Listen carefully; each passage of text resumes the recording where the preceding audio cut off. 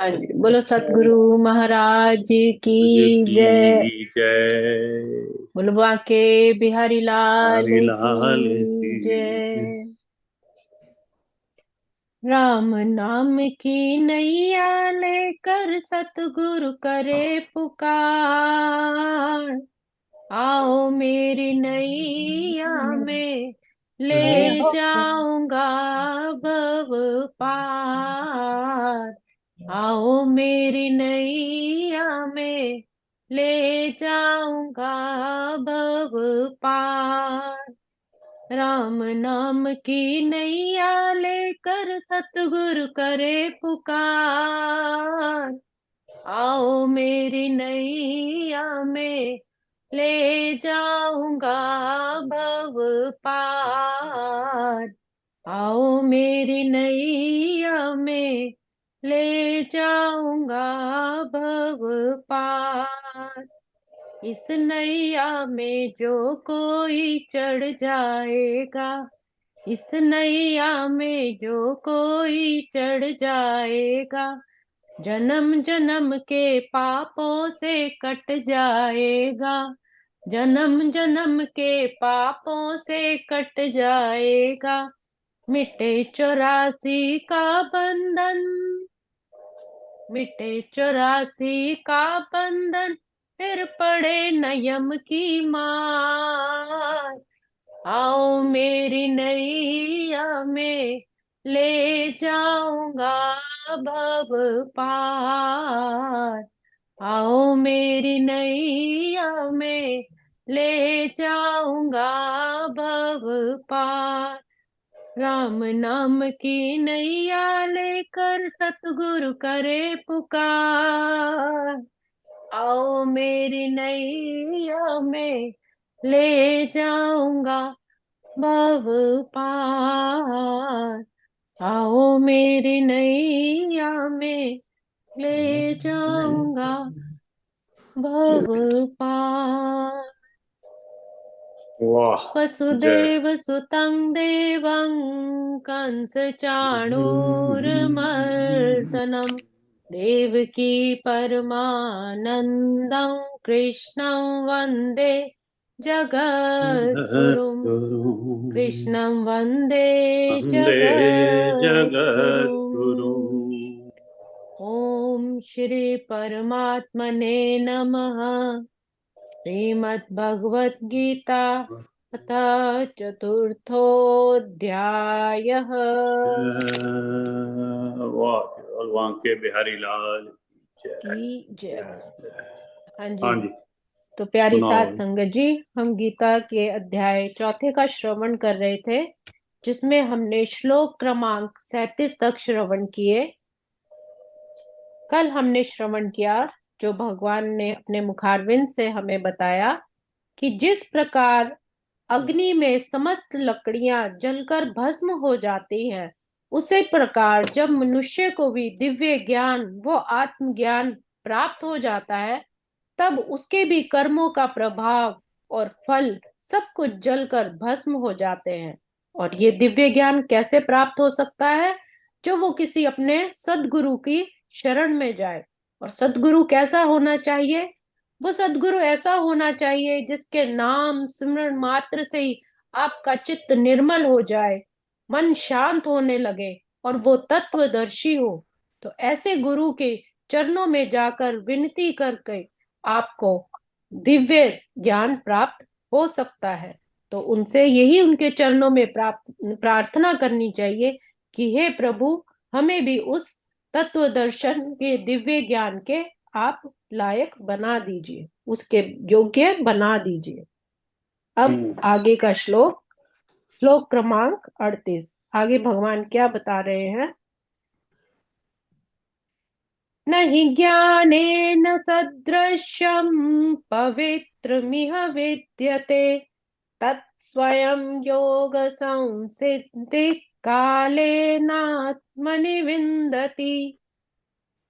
इस 38वें श्लोक में भगवान अपने मुखारविंद से कह रहे हैं कि संसार में दिव्य ज्ञान के समान कुछ भी उदात्त तथा शुद्ध नहीं है। सदृशम पवित्र में विद्यते, अर्थात उससे ऊंचा, पवित्र और शुद्ध कुछ भी नहीं है।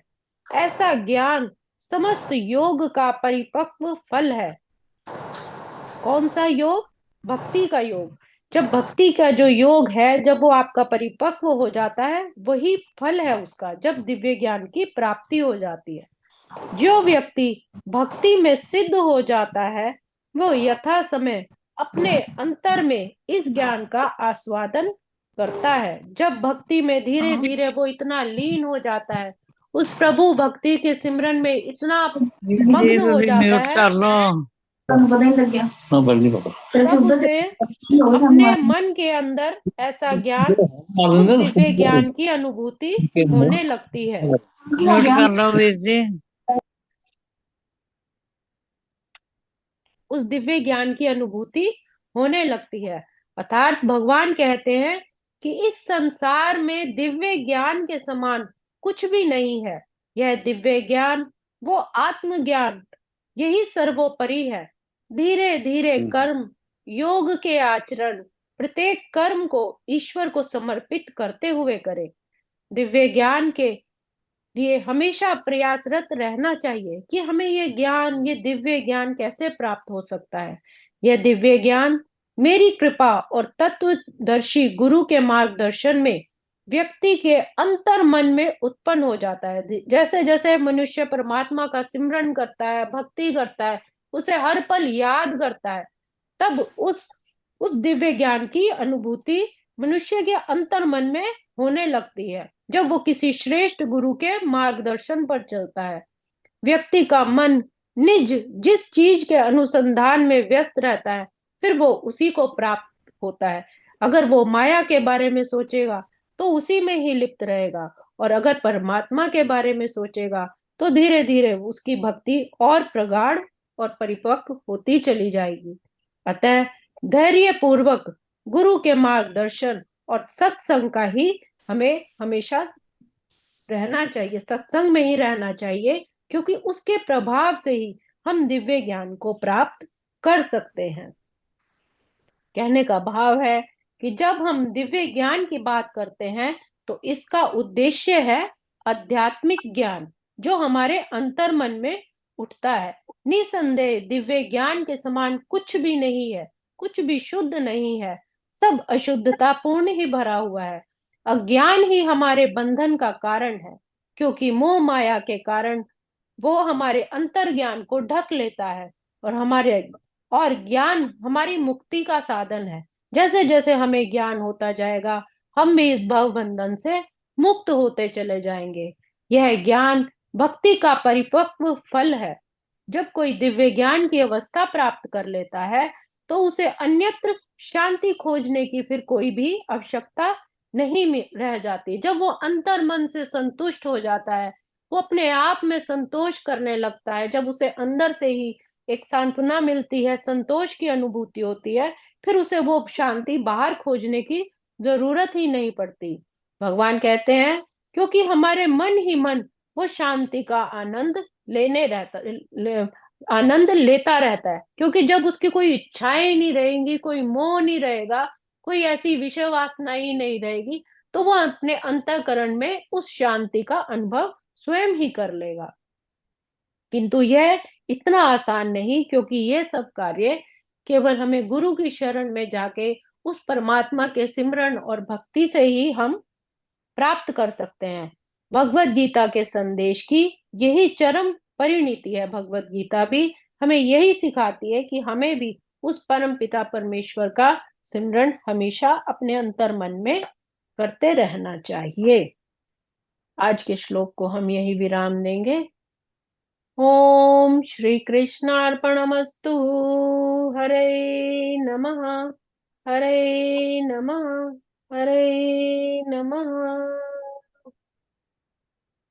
जीवन अपना सौंप तो मेरे हाथों में, जीवन अपना सौंप दो मेरे हाथों में, श्वास श्वास को आने दो मेरे यादों में, श्वास श्वास को आने दो मेरी यादों में, पाप और पुण्य का बन के आया मैं ठेकेदार।